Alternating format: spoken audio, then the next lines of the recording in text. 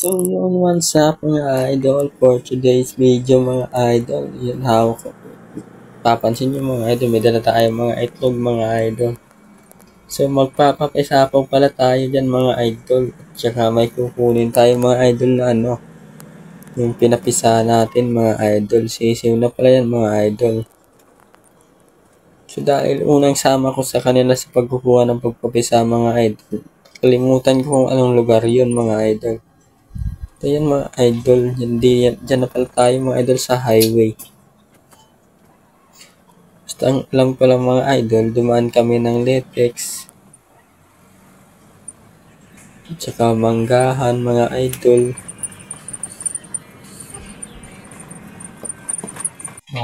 UP mga idol, dinaanan namin yung circle mga idol. Malayo po mga idol yung namin, kaya di ko matandaan kung anong lugar ba yun mga idol. Overpass po pala dyan mga idol ng Letex So medyo mahaba po yung vlog natin dito mga idol. Kaya lagyan natin ng background music. Let's go!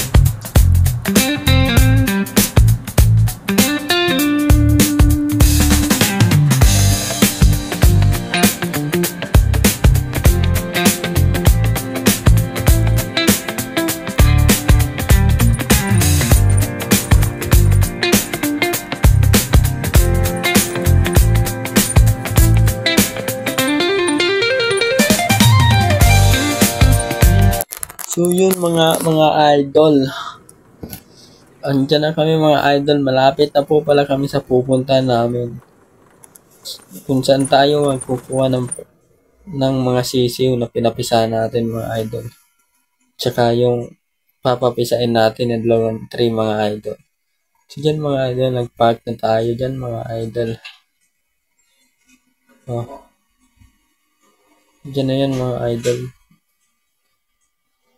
So, park lang muna tayo mga idol. Medyo natatagalan tayo dyan mga idol dahil di makakit yung van na sinakyan natin mga idol dahil sa yung gulong mga idol tumatama sa Yan okay lang dyan mga idol.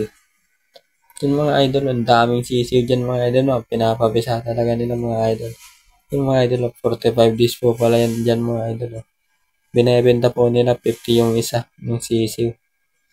Yung sa amin po, hindi pa po dyan makikita. Hindi pa po yan sa amin. Yun, madaming mga idol na pinapapisa. So, di lang ako makapag-video ng mga idol na maayos dahil nahihiya ako mga idol. So, mamaya makikita natin yun sa atin. Kukunin natin mga idol. Ito na pala yun mga idol. Sa apat na mga idol. So, nasa 100 pesos na itlog dyan mga idol, pero konti lang yung napisa. Yun. Yun, unang natin mga idol, mga binabae po pala yan. Nakabukod po yan Binabae po yan Karamihan po pala lumabas ngayon mga idol, tukong mga idol. Tsaka king cobra mga idol. Diyan mga idol, mas madami talaga yung bugok.